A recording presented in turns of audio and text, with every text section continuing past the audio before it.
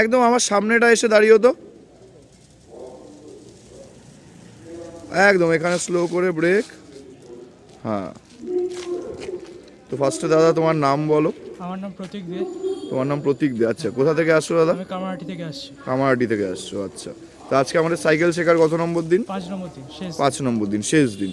তাহলে প্রথমে যখন এসছিলে তখন কি ব্যালেন্স বা কিছু জানা ছিল? না, একদম জিরোতে এসছিলে একদম তাহলে। জিরোতে এসেছি। সেখান থেকে এসে আজকে আমাদের ব্যালেন্স এসে গেছে। হ্যাঁ, আমাদের মেন টার্গেট তো বাইক শেখা, তুমি তো বাইক শেখার জন্য ভর্তি হয়েছো। হ্যাঁ, এবার যেহেতু ব্যালেন্সটা ছিল না আর কি, সেই জন্য সাইকেলটা। তাহলে আমরা সাইকেল যেভাবে যেভাবে শেখালাম, যে টিপসগুলো বললাম যেগুলো, সেগুলো কি হেল্প করেছে হ্যাঁ, ব্যালেন্স অনেক আনতে? help করেছে। আচ্ছা আচ্ছা। বিকজ আমি প্রথমে নিচের দিকে দেখছিলাম এবং বডিটা স্টিফ করে রাখছিলাম।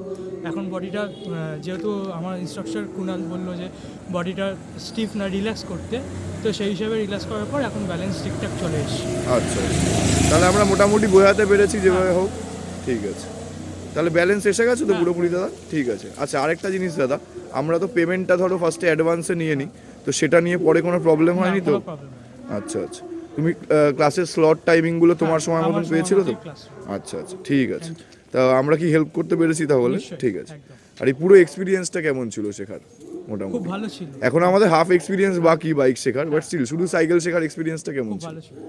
আচ্ছা, যারা ধরো তোমার বয়সী ধরো বা ছোট কিংবা বড়, যারা ধরো নানান কারণে সাইকেল শেখা হয়ে ওঠেনি, যারা এখন শিখতে চাইছেন, তুমি কি তাদের এখানে এসে সাইকেল শিখতে সাজেস্ট করবে? একদম, আচ্ছা বেসিক থেকে শেখানো। আচ্ছা, আমরা তাহলে 5 দিনে পুরো একদম শিখিয়ে দিতে পারবো। ঠিক আছে, থ্যাংক ইউ দাদা। একবার একটু চালিয়ে বেরিয়ে যাও।